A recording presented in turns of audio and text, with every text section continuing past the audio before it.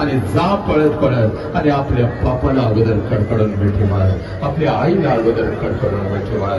पोरी, हा तो बाप आहे.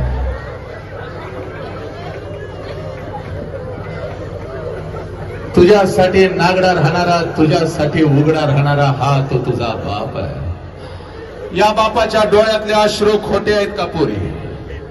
ए पोरी, मग या बापाला तुम्ही लाचार करणार आहात का पोरी? या बापांच्या सोबत दोन आमचे बाप आहेत बाप पाठीमागा.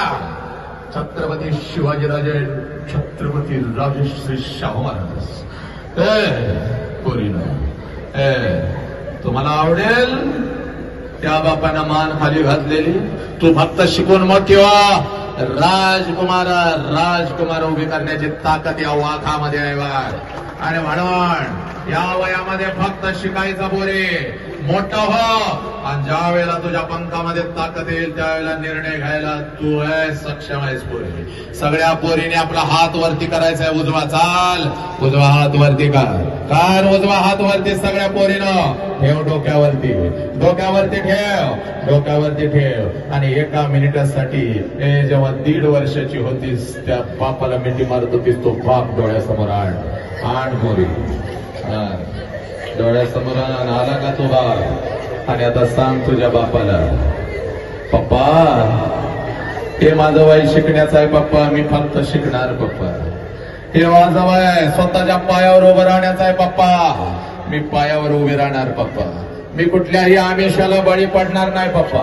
मी कुठल्याही प्रेमाच्या, खोट्या प्रेमाच्या मागे जाणार नाही पप्पा. मी शिकून तयार होणार पप्पा, मी शिकून मोठे होणार पप्पा.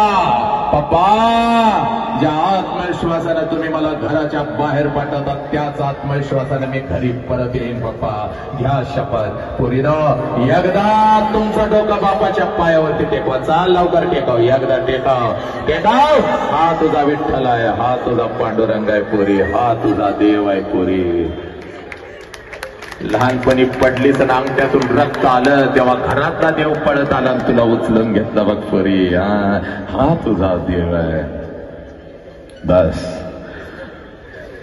थांबतो इथं, पण थांबत असताना एकच सांगतो, तुम्ही वाघिणी आहात, तुम्ही रणरागिणी आहात. जिजाऊचं रक्त तुझ्यात आहे, अहिल्या आईचं रक्त तुझ्यात आहे.